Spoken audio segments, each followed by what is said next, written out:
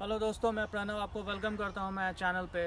हम लोग मछलियों के सीड्स का प्रोडक्शन करते हैं और उनका seed all over India deliver करते हैं। जैसा कि पिछले वीडियो में मैंने बोला था, इस वीडियो में हम लोग जयंती रोहू के बारे में बात करने वाले हैं। जयंती रोहू इंडिया की पहली जेनेटिकली इम्प्रूव्ड मछली है।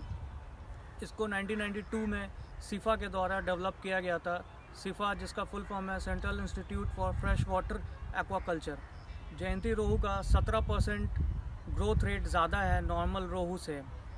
इसका मैक्सिमम वेट 45 केजी और हाइट जो लेंथ होता है वो 6.5 फीट तक जा सकता है। जयंती रोहू या रोहू जब छोटी होती है, जब बच्चा इसका होता है मतलब सीड होता है, तो ये जू प्लांटन पे ज़्यादातर डिपेंड करता है। मतलब जू प्लांटन ज़्यादा खाता है और जैसे जैसे ये बड़ी होने लगती है ये फाइटो प्लांटन को कंज्यूम करना स्टार्ट कर देती है।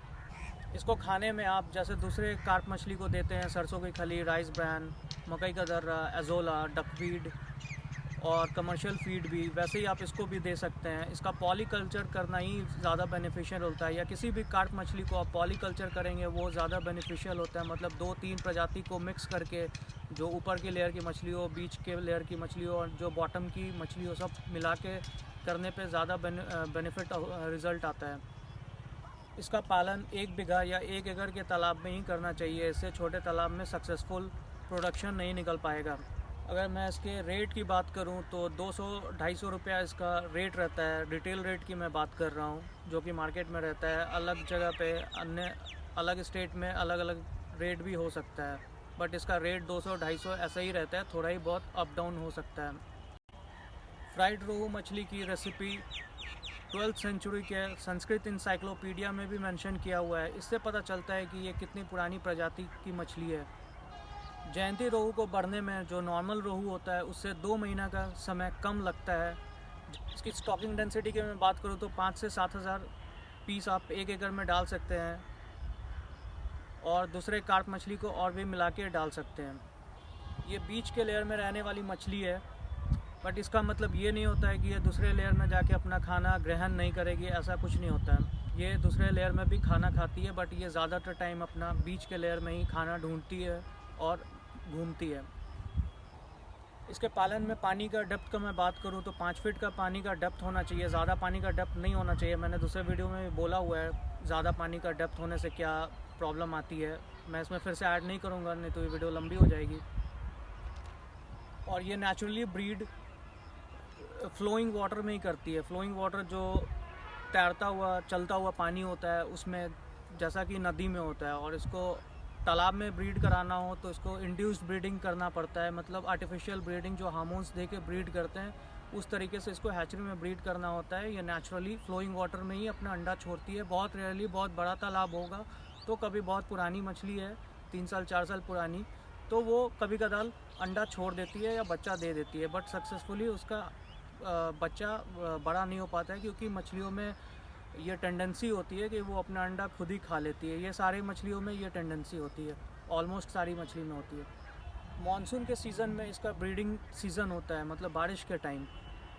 और इसका अंडा जो निकलता है कुछ फर्टाइल होता है, कुछ इनफर्टाइल होता है। जो इनफर्टाइल होता है वो अंडा को हम लोग कुछ नहीं कर सकते, वो नेचुरली इनफर्टाइल होता है, उसमें हमारे द्वारा कुछ भी किया नहीं जा सकता है। और एक अंडे से, मतलब एक मछली से 2 से 3 लाख अंडा निकलता है और उसका हैच करने के बाद 50,000 से 1 लाख तक बच्चा सरवाइव हो सकता है। डिपेंड करता है सर्वाइवल रेट, पानी का डेप्थ कैसा आपने रखा है। अगर आपका हैचरी आप चलाते हैं या छोटा ये लाके बच्चे को आप डालते हैं तो पानी का डेप्थ 1 फीट ही रहना चाहिए।